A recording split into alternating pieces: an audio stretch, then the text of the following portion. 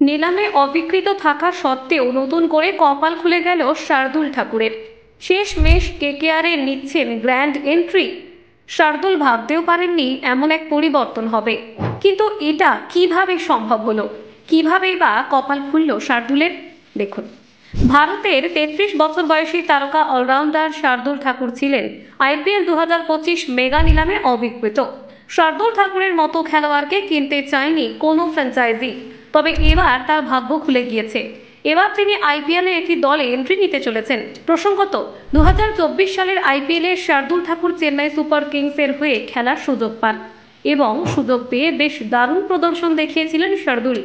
এবার IPL-এ 18তম মরশুমে তাকে কলকাতা নাইট রাইডার্স দলের হয়ে খেলতে দেখা যাবে। আসলে তিনি চোট পাওয়া এনরিক নোকিয়ার জায়গায় দলে সুযোগ পাবেন।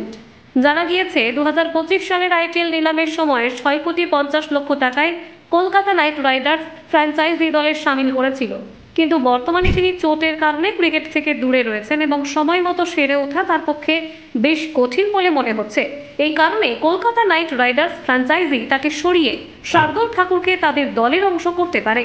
আগেও শার্দুল কলকাতা ফ্র্যাঞ্চাইজির হয়ে খেলেছেন। শার্দুল ঠাকুরকে 2023 সালে 10,75,00,000 টাকায় দিল্লি ক্যাপিটালস দল থেকে ট্রেড করেছিল কলকাতা নাইট রাইডার্স ফ্র্যাঞ্চাইজি। যদিও সেই মৌসুমে শার্দুল তার প্রদর্শনের সঠিক মূল্য দিতে পারেননি, তবে চলতি সময়ে রঞ্জি ট্রফিতে আলোড়ন সৃষ্টি করেছেন শার্দুল ঠাকুর। রঞ্জিতে বেশ ভালো অলরাউন্ডিং প্রদর্শন দেখাচ্ছেন শার্দুল। আপাতত শার্দুলের ব্যাট থেকে একটি শতরান ও দুটি অর্ধ শতরানের বিনিময়ে 396 রান দেখা গিয়েছে। পাশাপাশি বল হাতে 8 ম্যাচে 29 উইকেট নিয়েছেন। এমনকি সৈয়দ মুস্তাক আলীতে 9 ম্যাচে 15 উইকেট নিয়েছিলেন তিনি। তার এই অলরাউন্ডিং প্রদর্শন নজর কেড়েছে নেটিজেনদের। 33 বছর বয়সী শার্দুল ঠাকুর এখনো পর্যন্ত 95টি IPL ম্যাচের 92 ইনিংসে 94টি উইকেট নিয়েছেন। 36 রান দিয়ে একবার 4 উইকেট নিয়েছিলেন, যা তার সেরা প্রদর্শন।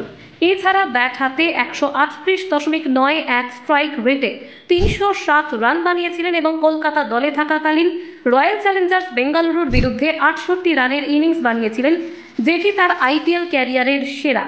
Bureau report, HPR news post.